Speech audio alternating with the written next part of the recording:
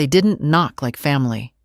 They rang the bell like salesmen, sharp, impersonal, impatient.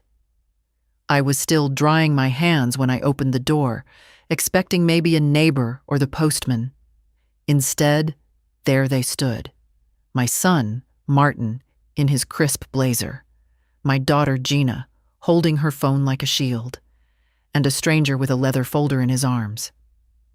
"Mom," Martin said, already stepping past me. "We've got something important to discuss." No hug. No, "How are you?" No flowers, no pie, no memory of who I was before I became just an obstacle in their day. They walked into my living room like it was a boardroom. Sat down like they owned the chairs. The man, tall, polite, forgettable, placed his folder on my coffee table and gave me a rehearsed smile. "I'm Mr. Caro, your children's legal representative." Legal. I stood frozen in the doorway, the dish towel still in my hand. There was a half-made cup of tea on the stove. I had been planning to read after lunch. Nothing grand. Just a quiet day in the house I'd lived in for 41 years. I sat, slowly. My knees complained. They always do when weather changes. "Before we begin," Gina said, smoothing her skirt, "please know this is for your benefit. We're only trying to make sure you're safe." "Safe from what?" Martin opened the folder, a stack of papers, clipped and highlighted, full of lines I couldn't read from across the room. "It's a transfer," he said. "If you sign, the house goes into a family trust, for management, for simplification." Gina nodded. "You've been saying how hard it is to keep up with things here. The lawn, the plumbing, all the rooms." I stared at her. I had said no such thing. I'd mentioned once that the upstairs window stuck. That was it. "With the trust," Mr. Caro chimed in, "your children can legally manage the property, make decisions on your behalf. You'll still live here, of course. Nothing changes." Everything changes. I reached for the folder. My hands were steady. I flipped to the first page. Read the title, Durable Family Property Agreement. Below that, my name, typed in bold.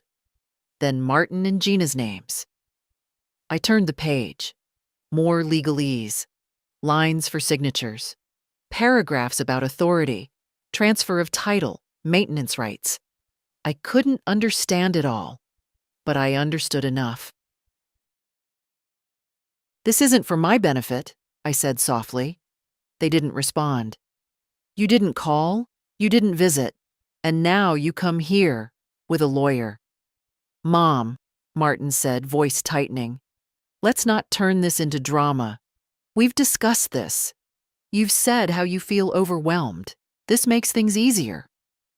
"I never said that," I replied. The room felt colder than it had 10 minutes ago. The clock above the fireplace ticked loudly, like it was keeping time for someone else. Mr. Caro slid a pen across the table. "You can take time to read it carefully, Mrs. Hemsley. There's no rush." Gina leaned forward. "We thought today would be a good day. You're home. Everything's quiet. We cleared our schedules." How generous of them. I looked at their faces. My children, my blood. Raised with packed lunches and ironed clothes. Tucked into bed with stories. Backed through college, apartments, divorces, mistakes. They hadn't sat in this room in over a year. They used to say, "We'll come visit, Mom. Someday." I didn't think someday would include paperwork and a lawyer. "You said nothing changes," I said again. "Exactly," Martin replied. I closed the folder, set it gently back on the table. "Then why are you pushing so hard to make it happen?" No one spoke. The lawyer shifted slightly. Gina looked at Martin. Martin looked at the clock. I stood up. "Tea's gone cold," I said. "Mom, be reasonable. Gina said quickly. I turned to her. Was I unreasonable when I co-signed your mortgage? That's not fair. Or when I wired you $10,000 after your divorce? Or when I paid for Lily's therapy sessions because your insurance didn't cover it? She opened her mouth, then closed it. Martin stood. We're just trying to make a plan to protect your future. My future doesn't need a signature to be protected, I said. It needs respect. I walked to the kitchen without another word. Let the silence sit with them. The tea bag in the mug was limp. I tossed it out, reboiled the water. My hand trembled slightly, not from fear, from memory, the kind that presses on your ribs. They didn't leave right away. I heard whispers, a chair scraping, the folder being zipped closed. I poured myself fresh tea and stood by the window. The yard looked the same, maple leaves half turned, fence leaning just a little, old swing swaying with the breeze. Behind me, the front door opened. We'll call you, Martin said. You always say that, I replied, not turning around. And then they were gone. I didn't touch the folder again that day, just left it on the table, unopened. It sat there like something damp and rotting, quiet, but present. By evening, the house had gone still again. No voices, no footsteps. Only the soft hum of the refrigerator and the occasional creak of wood settling in its old frame. I made a small dinner. Boiled egg, toast, a bit of cheese. I ate slowly, chewing more than I needed to. Then I rinsed the dishes, dried them, placed them in their place like I'd done for decades. I lived by quiet routines, not because I was slow or forgetful, but because they anchored me. Because this house, for all its drafts and chipped corners, was mine. Mine to keep. Mine to lose. The next morning, I woke before 6. My legs ached. They always did when rain was coming. But I dressed and made coffee. The folder was still on the table, waiting. I sat down and opened it again. This time I read every line. It wasn't just a trust. It was control. Paragraph after paragraph, I saw what they hadn't said aloud. The house would be in their names. Decisions about repairs, sales, even renters, theirs to make. I could live here, but only as long as mutual conditions remained favorable, whatever that meant. They hadn't asked me to sign over management. They'd asked me to surrender. I closed the folder again. For good this time. And then I walked to the secretary desk by the window, the one with the old brass key I'd kept since Gerald gave it to me the year after we bought the house. Inside were my documents, neatly labeled folders, tax returns, property deeds, letters, receipts, everything I'd kept, everything I'd paid, everything I'd built. I pulled out the folder marked Gina plus Martin. It was thick. There was the $12,000 check I'd sent Gina when she got that grant writing job and needed a reliable car. A bank statement showing the transfer to Martin's failed landscaping business. Bills from the rehab center when Gina's ex spiraled. Receipts for holidays I paid for because things were tight this year. Page after page of quiet, steady giving.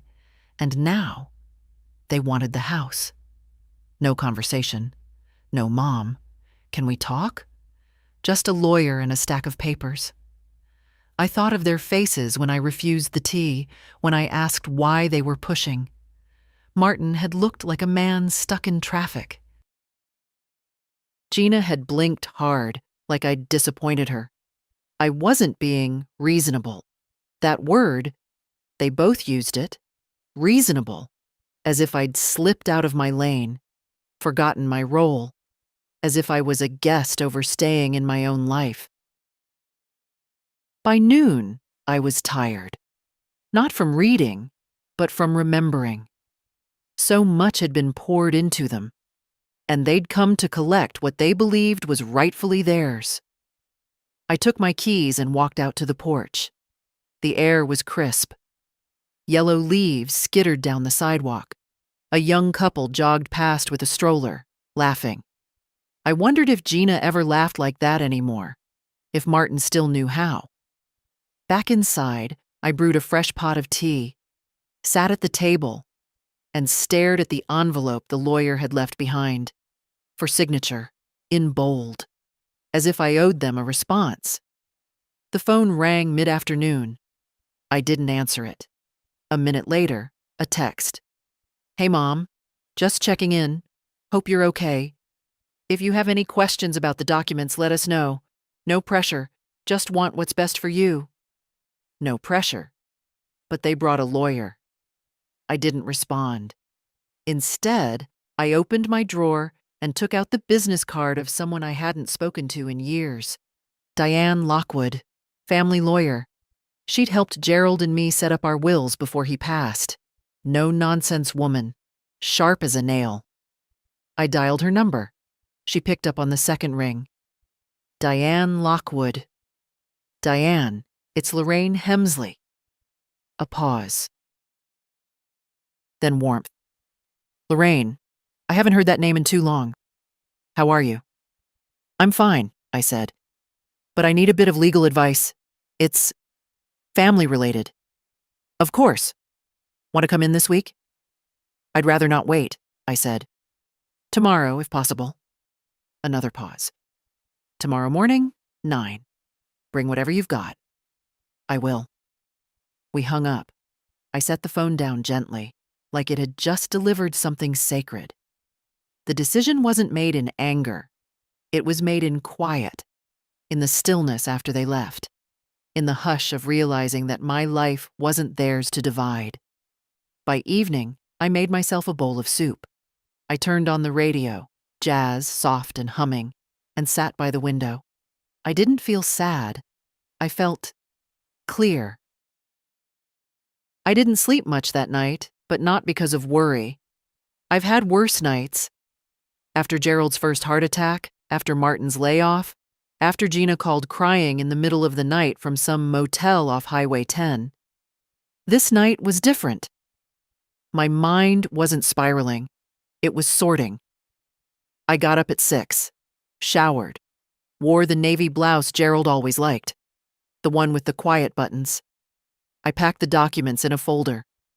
Everything they'd ask me to sign, plus everything they'd forgotten I still had. By 8:40, I was on my way to Diane's office. The town hadn't changed much in the last decade. A few new stores, a new bank. But Main Street still had the same bakery where I used to buy Martin's birthday cakes. The same park where Gina used to sulk when she didn't get her way. Memory was everywhere. And yet, it didn't hurt today. It just sat there, like an old coat on a hook. Diane's office was on the second floor of an old brick building above the pharmacy. She hadn't changed. Short hair, sharp suit, glasses that meant business. "Lorraine," she said, standing to hug me. "Still carrying the whole family on your back?" "Not anymore," I said. "That's why I'm here." She raised an eyebrow. "Sit down. Tell me everything." So I did. I told her about the visit, the lawyer, the documents, the language they used, safety, simplification, reasonable. I told her how long it had been since they'd visited, how they only showed up when something was needed. Money, mostly. Diane listened without interrupting, tapping her pen slowly on her legal pad. When I finished, she looked at me for a long time. "Do you want to give them the house?" she asked. "No," I said. "Not like that." "Then don't." She pushed the documents aside. "You're under no obligation. Emotionally, maybe, but not legally." "What if they push back?" "Then let them. You're not senile. You're not sick. You're not incompetent. You're a woman with full capacity and a long memory." I smiled at that. "What do you want to do?" I didn't hesitate. I want to make sure they can't touch it, not unless I say so. Diane nodded. Then we'll do a living trust. In your name. You stay the trustee. You stay the owner. If you want to give them access someday, you can. But only if and when you choose to. And if I want to change my will, we'll do that too. You have full rights. You always have. We spent the next hour going through papers. She made copies, took notes, asked questions I didn't expect, like who actually calls just to say hello, who shows up without asking for anything. I answered honestly. Only one name came to mind. Eva, Gina's daughter, my granddaughter, 23. She lived 2 towns over, worked part-time at the clinic. She came by once a month with muffins. Not because she had to. Just because. Diane made a note. When we were done, she handed me a folder. I'll draw up the paperwork. You'll have it by Monday. I stood to go, and she looked at me the way a friend does after a long silence. Lorraine, you know this isn't just about documents, right? I know. You're reclaiming something. Yes, I said. Me? I walked back to the car slowly, letting the sun warm my face. Something had shifted. Not in the world, but in me. At home, I brewed tea. The house smelled like paper and lemon soap. I walked through each room, touched the door frames, ran my hand along the hallway wall where the wallpaper had bubbled. This was my house, not a burden, not a shell, not a placeholder until someone smarter took over. Mine. When I reached the living room, the envelope from Martin and Gina was still on the coffee table. I picked it up and carried it to the fireplace. I didn't burn it. Not yet. But I opened it, took out the papers, tore them once down the middle, then again, and again, until they were nothing but soft white flakes in my wastebasket. Then I sat down and wrote a letter. I didn't write to them. I wrote to myself. The letter wasn't long, but it said everything I hadn't allowed myself to say out loud. It began with a simple line. You are not a mistake just because they treat you like one. I wrote about the night Martin had pneumonia at 7, and I stayed awake rubbing his back with eucalyptus until morning. About Gina's first heartbreak when she cried in the bathtub, and I sat on the floor reading her old storybooks just to distract her. About all the times I skipped haircuts, new clothes, even heating in rough winters, because one of them needed something. I wrote it all, not to be pitied, to remember who I had been, who I still was. After I finished, I folded the letter and slid it into the drawer with the others. Letters to Gerald. Notes to myself. Pieces of a woman no one bothered to ask about anymore. The next 2 days passed quietly. I kept busy. Cleaned the pantry. Repaired the garden fence. Took a walk down the old trail near the library. I didn't check my phone. Let their silence pile up in missed calls and unread messages. On the 3rd day, Gina showed up again. No warning. No knock. Just her car in the driveway and the sound of the screen door opening before I even stood from the kitchen table.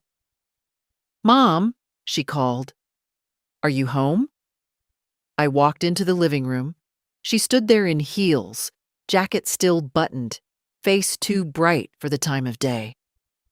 I thought I'd check on you, since we didn't hear back. You could have called? I did, several times. You mean you sent a few messages between meetings? Her smile faltered. Okay, she said. Fair. I didn't invite her to sit. I didn't offer tea. She stood awkwardly by the armchair, looking around like she expected the place to have changed in 3 days. We just want what's best, Mom. That's not what this is about. It is. You've always said you didn't want to be a burden. I took a breath. A burden to whom, Gina? You haven't changed a light bulb in this house in 10 years. Her jaw tightened. We're trying to be proactive. Make sure things are in place before anything happens. I'm not dying. No one said that. You said everything but. She paused, then took a slow step forward. Look, Martin's been talking to a financial planner. If we consolidate some of the assets, the house, the insurance, the old stocks, we could set up something long-term, for all of us. For all of you, I corrected. Mom, that's not fair.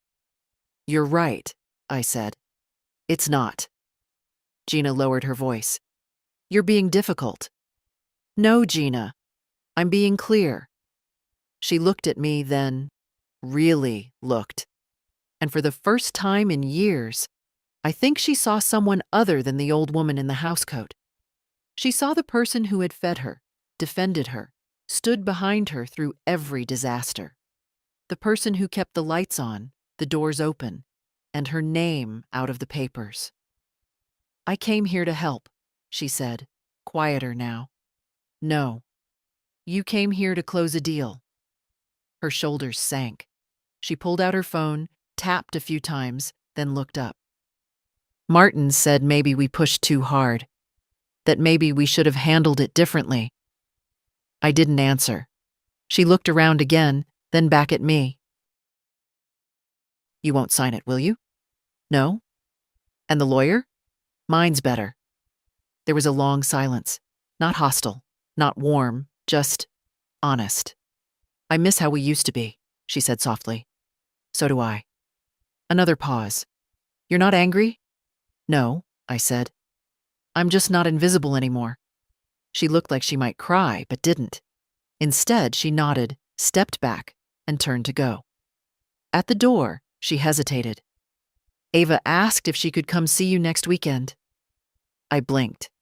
She doesn't need permission. Gina nodded once, then left. The door clicked shut. I stood there a while, listening to the house breathe. It was the same house, but something in it had changed. The stillness didn't feel like loneliness today. It felt like peace. The next morning, I sat in the sunroom with my coffee and the newspaper, though I hardly read the words. My mind kept circling back to one thing Gina said before she left. You've always said you didn't want to be a burden. Funny how words echo differently when you finally listen to them in silence. I had said that, hadn't I? Probably more than once. Not as a plea, but as a promise. I'd meant, I'll take care of myself. But they'd heard, you're off the hook. They'd held me to that ever since. Mid-morning, the phone rang. It was Martin. I let it ring 4 times before picking up. Hi, Mom, he said quickly, like he was bracing for something.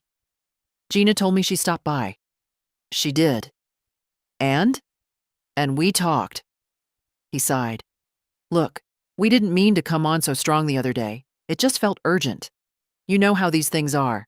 Timing, legal windows, market stuff. Market stuff? Yeah, housing values in your area are... I cut in. Martin, let me ask you something. Okay. When was the last time you came here without needing something? He was quiet. Not Gina. Not Eva. You. He cleared his throat. It's been a while. But that doesn't mean what? That we don't care. I waited. Mom, don't do this. I'm not doing anything. I'm asking a question. There was a beat of silence, then another. I'm sorry, he said finally. I should have visited more. That's not an apology. That's an excuse. Another pause. Okay, he said quietly. I'm sorry. I didn't say anything. I didn't need to. He shifted back into business.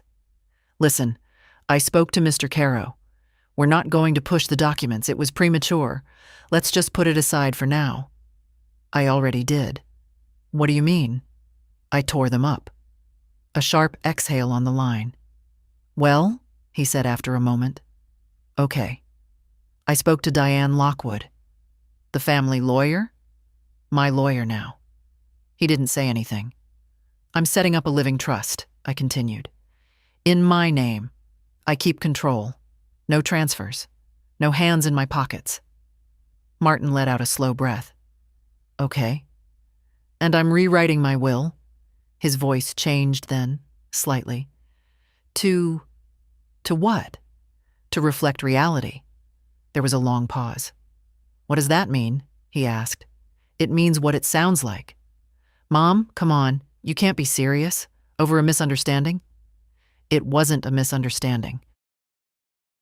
It was very clear. We were trying to help. No, I said. You were trying to manage me. Quietly, efficiently, like a loose end. That's not true. Then tell me the truth, Martin. Why now? Why the rush? He didn't answer. I'll tell you what I think, I continued. You saw your future and I was in the way. You thought, let's fix that before she gets inconvenient. I'm not angry, I interrupted, but I'm not naive either, and I won't be handled.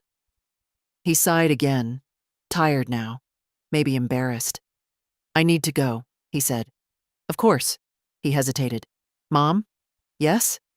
Are we okay? I looked out the window at the rose bush Gerald planted 30 years ago, still blooming. We will be, I said, eventually. We hung up. Later that afternoon, I sat on the porch with a notebook and pen. Not legal forms, just thoughts, small memories, things I didn't want to lose. Ava as a baby, with her whole hand wrapped around my finger. The time Martin cried after his first job rejection.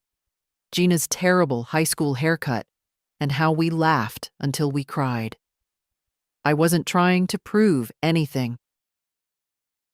I just wanted to remember who I had been when they still knew how to love me without negotiation. That night, I couldn't fall asleep. Not because of nerves, not even sadness, just memory. It kept me company like a familiar ache. I lay in bed, eyes on the ceiling fan, and thought of every check I'd written in the last 20 years. Some of them were big. Tuition, down payments, credit card bailouts after unexpected emergencies. Others were quiet, almost invisible. Grocery money slipped into envelopes, last-minute travel expenses, gifts that were meant to be from the kids, even though I'd footed the bill. At the time, none of it had felt like sacrifice. It had felt like what mothers do. But now, in the dark, it felt like something else entirely. Not regret, not bitterness, just clarity. By morning, I made a list. I went into the secretary desk and pulled out every folder, every receipt, every bank statement I still had. I lined them up on the dining table, a quiet museum of a life spent smoothing the paths of others. There was the canceled check for Martin's real estate license, the online invoice for Gina's wellness retreat, the repeated transfers to cover the gap this month, the bills I paid when Ava had her wisdom teeth out and her mother said, "We'll pay you back soon," but never did. Page after page, ink faded, numbers cold. I added them all up. Not to send an invoice, not to confront anyone, just to face the truth. It totaled just over $312,000. $312,000. I stared at the number for a long time. A house, a second retirement, a safety net I never gave myself. I wasn't angry. I'd given willingly. But I'd also believed, somewhere deep down, that my giving would earn me something. Gratitude, loyalty, a seat at the table when decisions were made. Instead, I'd been offered a signature on my own disappearance. At noon, I made a call to Diane. She picked up right away. "Lorraine, I want to move forward," I said. "Living trust. Will. Everything we talked about. I'll have the drafts ready tomorrow. And I want to create something else. Oh, a separate account, a trust, but not for Martin or Gina. There was a pause. For Eva, I said. She's the only one who calls just to say hello. I'll include it in the paperwork. After we hung up, I sat for a long time with the calculator still blinking its total. I didn't cry. I didn't rip anything up. I simply picked up the papers and filed them again, this time under a new label, no longer owed. That afternoon, I got a message from Gina. Eva says she wants to stop by next weekend, just checking that you're okay with that. I replied, of course. She's always welcome. No emoji, no small talk, just truth. By evening, I made lentil soup and cleaned the kitchen while it simmered. The house felt quiet again, but no longer hollow. There was space now, for breath, for decisions, for me. I thought of Gerald, how he used to say, don't wait for people to give you your worth, know it yourself. I'd waited too long for someone else to notice, but now that I had, I wasn't going to forget it again. The bank smelled the same as always. Printer paper, carpet cleaner, something faintly metallic.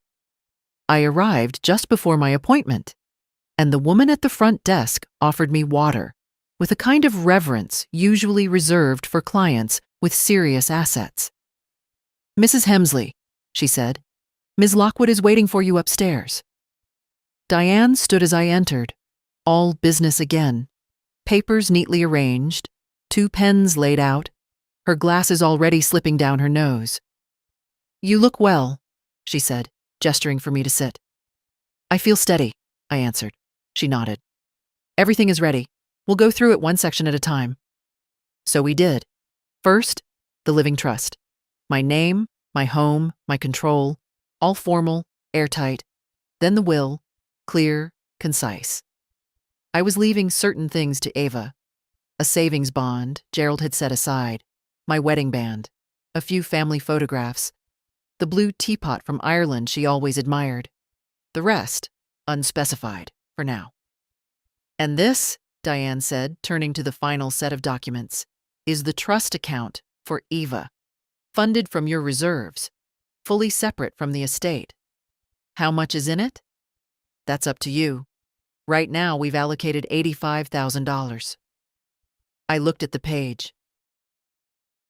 Enough for a home down payment, graduate school, a safety net she hadn't asked for but had quietly earned. She doesn't know I'm doing this. She doesn't need to. You're not buying her love. No, I said. I'm rewarding her kindness. Diane slid the pen toward me. Whenever you're ready. I signed. Each stroke felt like a clean cut through fog. Not revenge, not defiance, just choice. When we finished, she collected the documents, clipped them, and stood. I'm proud of you, Lorraine. I'm not proud, I said. But I'm finally not ashamed. We smiled, both understanding what that meant. Outside, the air was cooler than I expected. Autumn had taken over fully now, gold and rust in every tree, the sidewalks littered with leaves that looked like paper secrets. I walked back to the car slowly. Each step felt like one away from the woman who always said yes, even when it hurt. Back home, I made tea and sat by the front window. The same place I'd waited all those years, expecting someone to knock without asking for something. That knock never came, and now it didn't need to. Around 5, the phone rang. I let it go to voicemail. A minute later, it rang again. Then again. Martin. Then Gina. Then a text from Eva. Hi, Grandma. Just wanted to say I miss you. Can I stop by this weekend? I answered simply, yes, I'd love that. And that was all I needed that day. Not closure, not applause. Just a text that didn't come with attachments. I didn't feel angry. That surprised me most.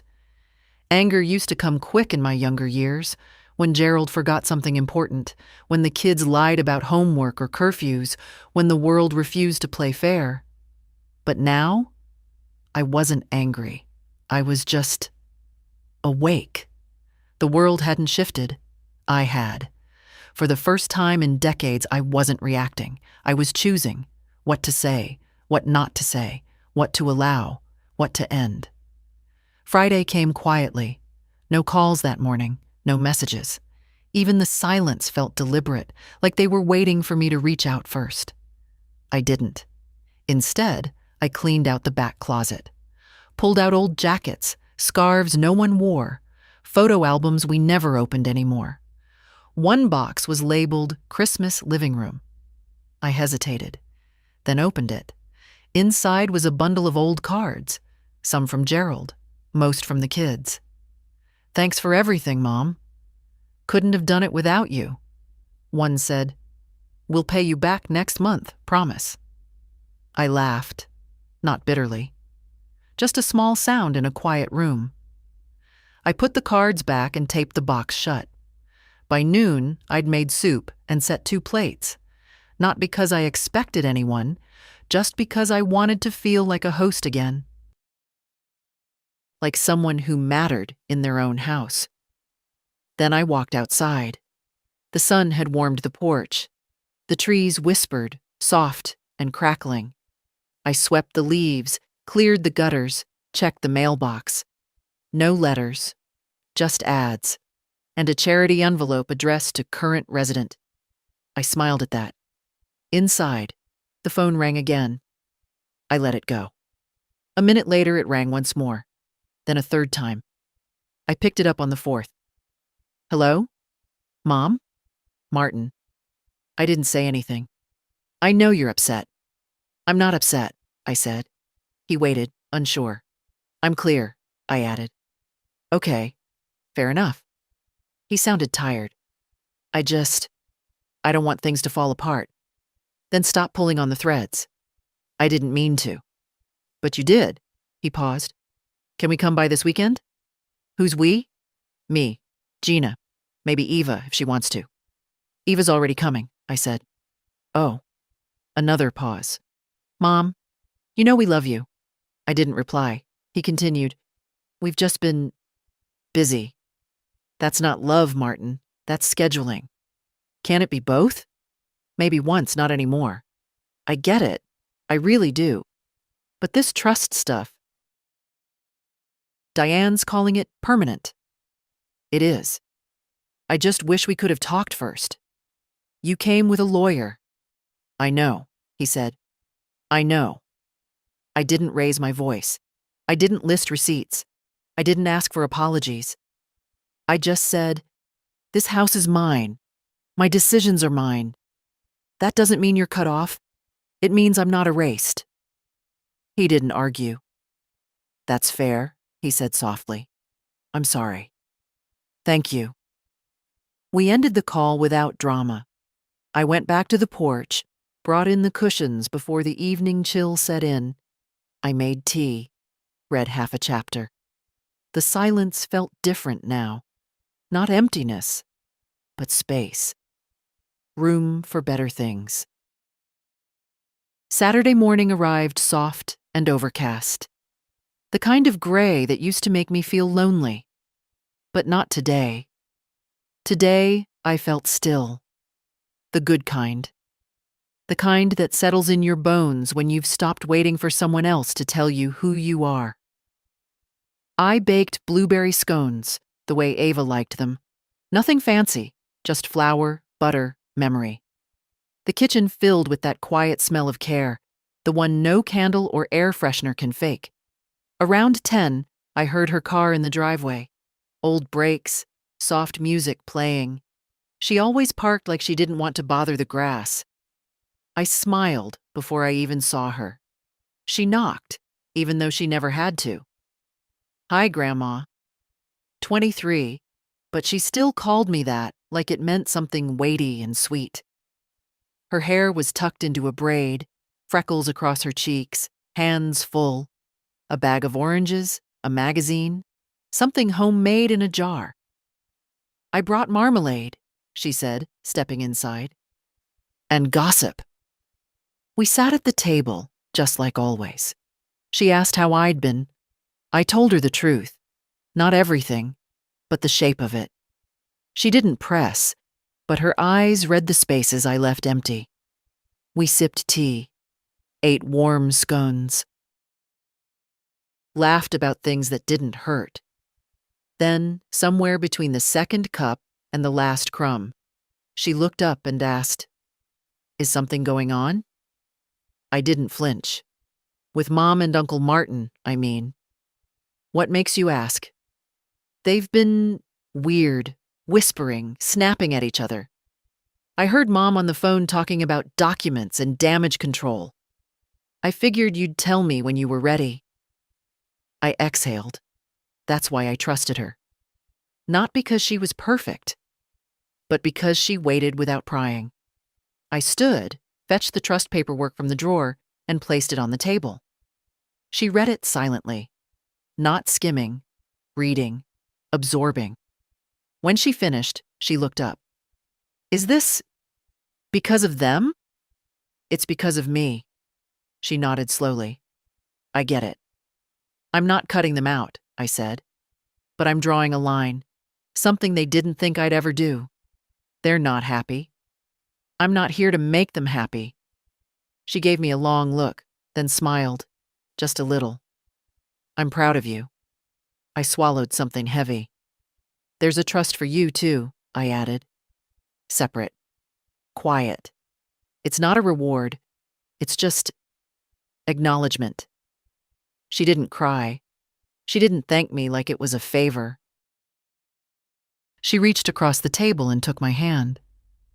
"I don't need anything, Grandma. I just want you to be okay." I believed her. Later, we walked through the garden. She pointed out things that needed fixing, offered to come back next week with tools. She asked if I wanted to try planting herbs next spring. I said yes. When she left, she hugged me longer than usual. After the door closed, I stood still in the hallway, listening to the silence. But this time, it didn't feel empty. It felt earned. They showed up again Sunday afternoon, together this time. No lawyer, no folder. Just Martin and Gina standing side by side on my porch, like two people who had finally realized knocking was the only way in. I opened the door but didn't move aside. "We'd like to talk," Martin said. "I imagine you would," I replied. Gina forced a small smile. "We're not here to argue." "Good," I said, "because I'm not hosting a fight." I let them in. No tea this time, no polite offers. I sat and they stood, shifting like kids caught in something they thought they'd get away with. Martin went first. "Mom, we've been thinking about everything, about how we handled things." Gina picked up. "It wasn't right. Bringing the lawyer like that, not explaining. We were trying to be efficient, and we forgot to be human." I nodded, once. "That's true." He looked at the floor. "We thought we were helping, but we made you feel cornered." "You didn't make me feel cornered," I said. "You cornered me. There's a difference." Neither of them argued. "I just don't understand," Martin said finally, his voice lower now. "You've always helped us, always stepped in. We assumed—" He trailed off. "You assumed I'd keep doing it forever," I finished. Gina looked up. "It wasn't about entitlement?" "No," I asked. "Then why did you both look so surprised when I said no?" They didn't answer. Martin sighed. "The truth is, without your help, we're stuck." There it was, not dressed up, not softened, stuck. "And whose fault is that?" I asked calmly. "We're not blaming you. You don't have to. You're here asking again." They looked at each other. "We just didn't expect things to go this far," Gina said. "No," I said. "You didn't expect me to change." Silence settled in the room like dust. Finally, Martin sat down. Gina followed. "We're not good at this," he said. "At what?" "At being children to someone who still has boundaries." I almost smiled at that. Almost. Gina shifted. "We didn't come to manipulate you, I swear. But we're in a bad place. Financially. If the house had gone into the trust, it would have solved a lot of problems. And if I had quietly disappeared, you wouldn't have had to face what kind of people you were being." That one landed. I saw it in the way Gina blinked fast, the way Martin's jaw clenched. "I didn't raise either of you to be selfish," I said. "But somewhere along the way, you decided to treat me like a resource, not a person." Martin's voice was rough. "We messed up." "Yes, and now you're here hoping I'll fix it." "We're here," Gina said carefully, "because you matter to us." I studied them. "You matter to me, too," I said. "But I've had to accept that loving you doesn't mean letting you undo me." Martin leaned forward. "Then what do we do now?" I thought about that for a moment. "You grow up," I said, "fully, without leaning on me to carry the weight of your mistakes. And if we do, then maybe, over time, we talk again. Not as dependents and rescuer, but as people." Gina exhaled shakily. "I don't know if we can fix all of this." "Neither do I. But we won't fix anything if you keep hoping I'll just go back to how I was." Martin nodded. "I don't expect your help anymore," he said. "Good," I said, "because it won't come." Gina reached into her purse. I tensed, expecting papers. But she pulled out a small photograph. Me and Gerald. Young, sunlit, smiling at some forgotten picnic. "I found this in a drawer," she said. "Thought you might want it." I took it. For the first time that day, I softened. "Thank you," I said. They stood, awkward again, unsure. As they moved toward the door, I added, "You can visit again, if it's just a visit." Martin nodded. "No talk of assets," I said. "No favors, no guilt." "Understood." Gina looked back one last time. "We'll do better." I didn't say anything, just closed the door behind them and stood in the hallway holding that photo. The light in it, in our faces, in the grass, in the sky, it looked like something worth protecting. And now, finally, I was. They still thought they could shame me. Not with cruelty. No. That would have been too obvious, too messy. Instead, they used the quieter weapons. Disappointment, pity, carefully chosen words meant to sound like concern, but cut like dismissal. "You don't really need all this space, Mom. Wouldn't it be easier to have someone else handle the decisions? Don't you think it's time to let go of the stress?" Let go. As if my life, my history, my home, my name on the deed was just clutter in their inheritance plan. As if my stubbornness was the only thing standing between them and what they felt they deserved. And maybe it was. But I was done pretending that made me the unreasonable one. After they left, I stood at the window and watched their car disappear down the street. Then I sat with the photograph Gina had brought, the one of me and Gerald, taken back when the world still felt full of beginnings. We were both smiling in that picture. Real smiles. Not the polite ones you put on when you feel like a guest in your own family. I ran my thumb over the image and said aloud, "They still don't see me, Jerry. But I see myself now." Finally. That night, I made myself a proper dinner. Roasted vegetables, a bit of chicken, and a slice of apple pie I'd frozen last fall. I set the table for one, but I used the nice plate. The real napkin. No television, no distractions. Just me. Midway through the meal, the phone rang. I didn't recognize the number, but I answered anyway. Mrs. Hemsley. Yes?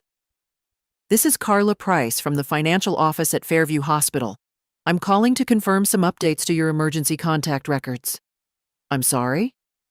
We received a request this morning to update your file. Removing Martin Hemsley and Gina Murray as your primary contacts and replacing them with Eva Murray? I smiled, slowly. Yes, I said. That's correct. Great. We just need verbal confirmation for the change. I confirm it. Thank you, ma'am. That's all we needed.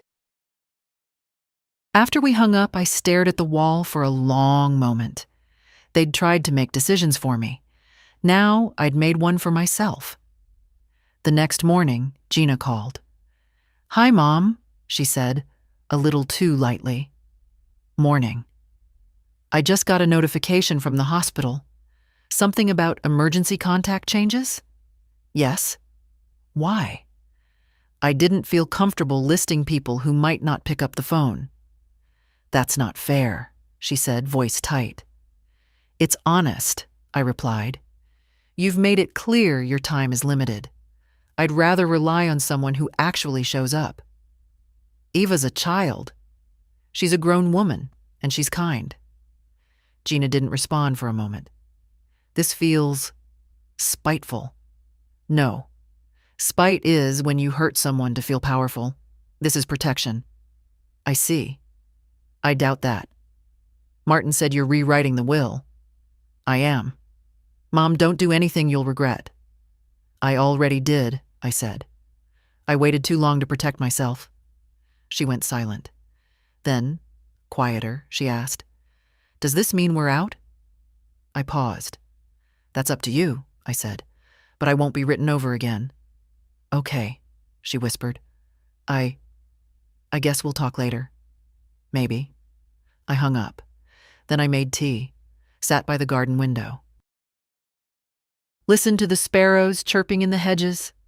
The world was quieter now, not because it had changed, but because I wasn't drowning in everyone else's noise.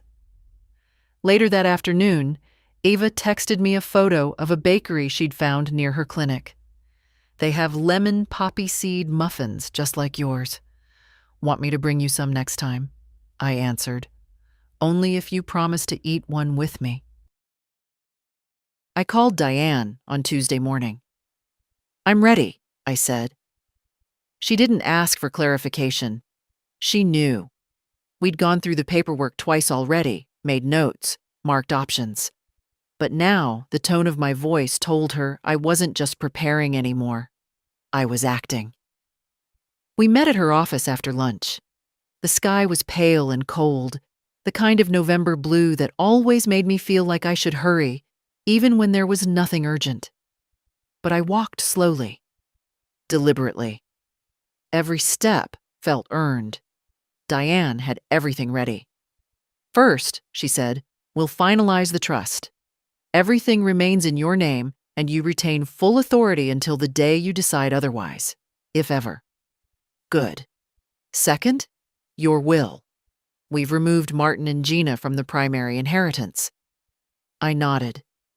Eva receives the house, the trust account, your remaining savings, the contents of your safe deposit box, all personal belongings. Everything else is to be donated as listed. And there's no way for them to challenge that? Not successfully. You're competent, documented, and protected by legal counsel. I took a breath. Add one more thing, I said. Diane raised an eyebrow. A letter, I said. Not a legal one. A personal one, to be attached to the will. I want them to read something from me when I'm gone. Not to explain, just to be clear. She slid over a blank page. Write it here. I'll make sure it's included. So I did. I wrote in my own hand. Slow, careful, without second guessing. I didn't call them ungrateful. I didn't accuse. I didn't shame. I simply said, this was my life. I carried it alone longer than I should have, and now I leave it behind with peace, because I finally remembered that my worth was not measured by your approval. I signed it, folded it, handed it to Diane. She read it silently, then tucked it into the folder. "You're done," she said gently. I nodded. We stood. "I was scared of this," I said. "Of what?" "Of choosing myself." "You're not the first," she replied, "but you're one of the few who actually does." We said goodbye. I stepped out into the wind. It had picked up, and the trees were half naked now, their leaves scattered like the remains of decisions made too late. But I wasn't late. Not this time. When I got home, I made soup, folded laundry, lit a candle in the living room. The house smelled like rosemary and something clean, like a reset. Midway through the evening, my phone buzzed. A message from Martin. "Heard from someone that you've been rewriting things. If that's true, I hope you've thought it through. Families shouldn't fall apart over paperwork." I didn't respond. Then another message, this time from Gina. "I don't know what Ava's been saying to you, but you're being unfair. We're still your children." Still. As if biology was the only credential that mattered. I turned the phone face down and picked up my knitting. I hadn't touched it in weeks. The pattern was simple, something I'd started for no one in particular. A scarf, maybe, or a blanket edge. But it felt good to do something with my hands again. By the time I finished 3 rows, my shoulders had relaxed. The house creaked gently around me, not from age, but from breath. This was what peace looked like. Not absence. Presence on my own terms. The first frost came overnight. I woke to a pale glaze on the windows, and that particular quiet the world holds when it's been hushed by cold. The garden looked like it had exhaled in the dark and frozen mid-breath. My breath fogged the glass as I stood at the window, hands wrapped around a warm mug. November always made the house feel bigger, colder, quieter. But this year, it didn't feel lonely. Eva was due to visit that afternoon. She hadn't asked for anything, hadn't hinted or hovered. Just a short message 2 days before. "I'd like to come by, if that's okay. Just to sit." That was all. Just to sit. I cleaned the house that morning, not because I had to, but because I wanted her to arrive to warmth. I baked the last of the apples into a crumble and laid out 2 thick blankets on the couch. She arrived just after 2, cheeks pink from the cold, boots slightly damp. "Still smells like your house," she said, pulling off her coat. "Meaning?" "Meaning safe, and old books." We sat. We didn't rush to fill the silence. That was the thing I'd always admired in her. Eva never ran from stillness. She respected it. She pulled something from her bag. "Can I show you something?" I nodded. It was a notebook, spiral-bound, full of tabs and dog-eared corners. Inside, clinic notes, observations, scribbles from what looked like a long semester of listening and watching. "I've been working with a patient, older woman, sharp as anything, but her family keeps trying to tuck her into decisions she hasn't made yet." She looked up at me. "Sound familiar?" I smiled. "She reminds me of you," Eva said. "Stubborn, smart, tired of being managed. She sounds like she'll be fine." "She will."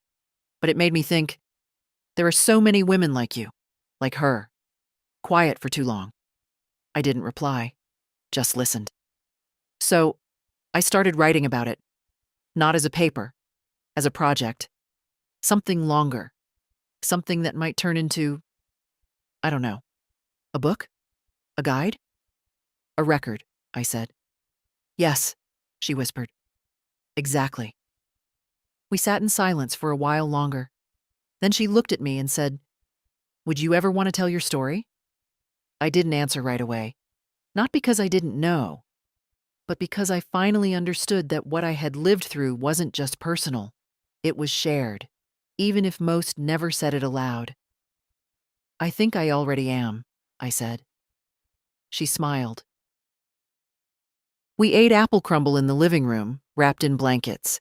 She asked about Gerald, about how we met, about what scared me when I was her age.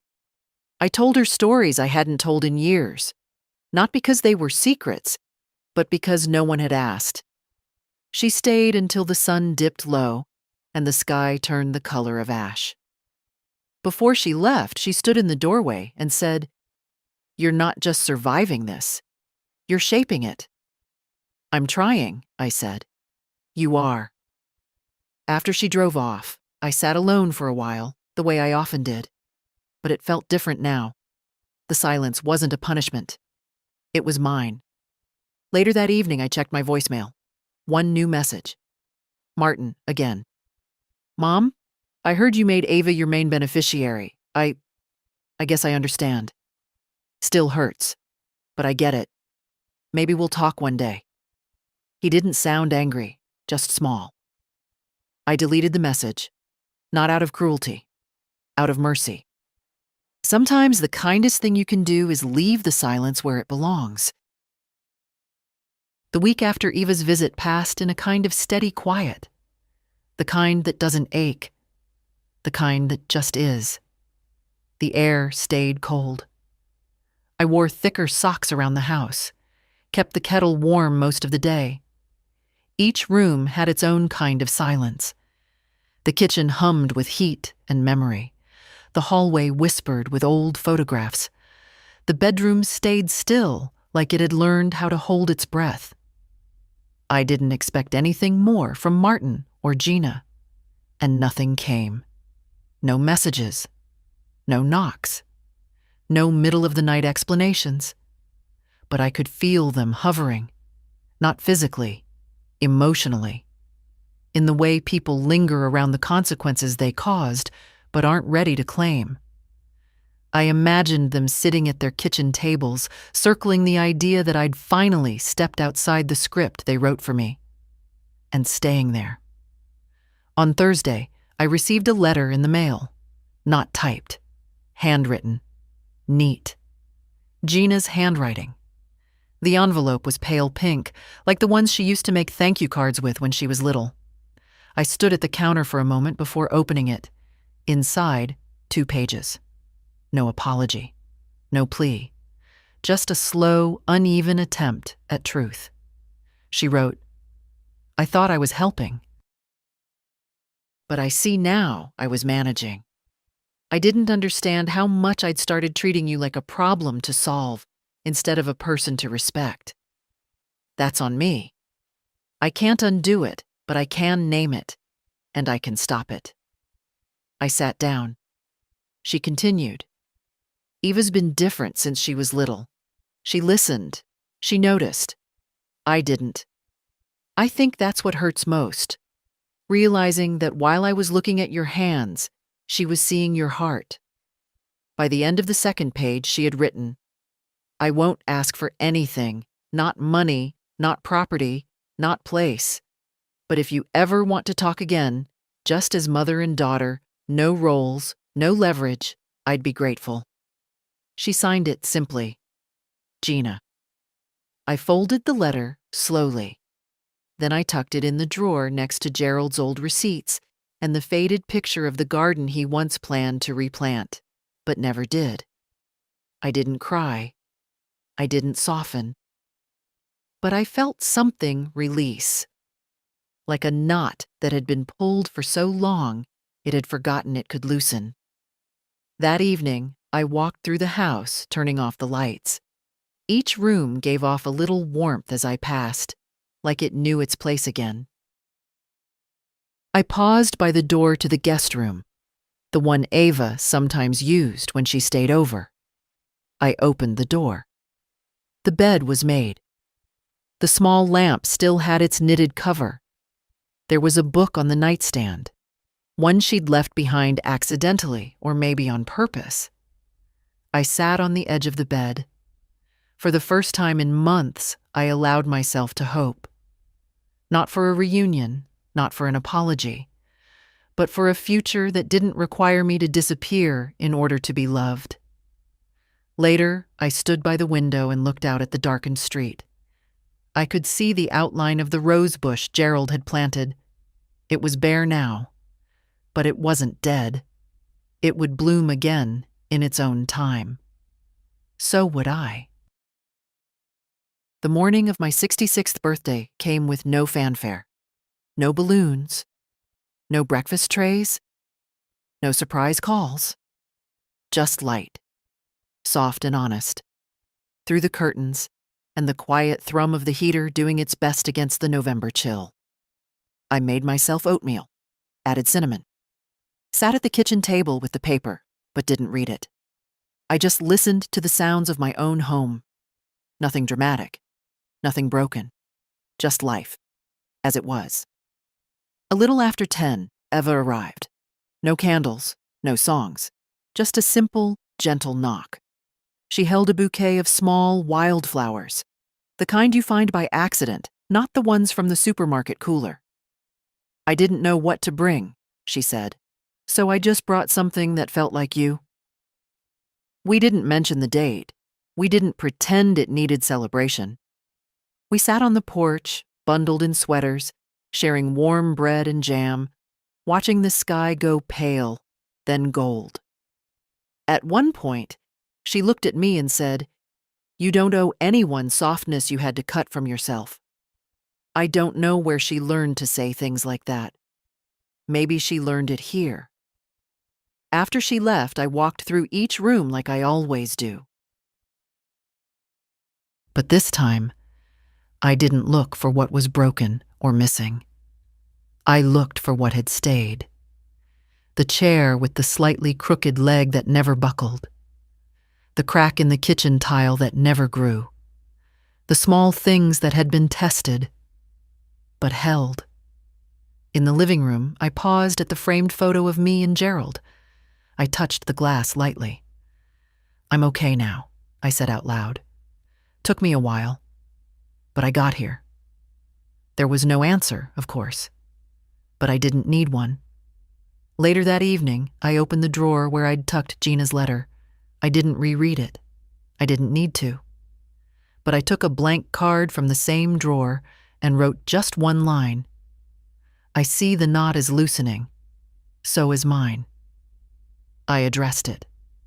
I didn't seal it. Some things don't need to be sent right away. Some truths are patient.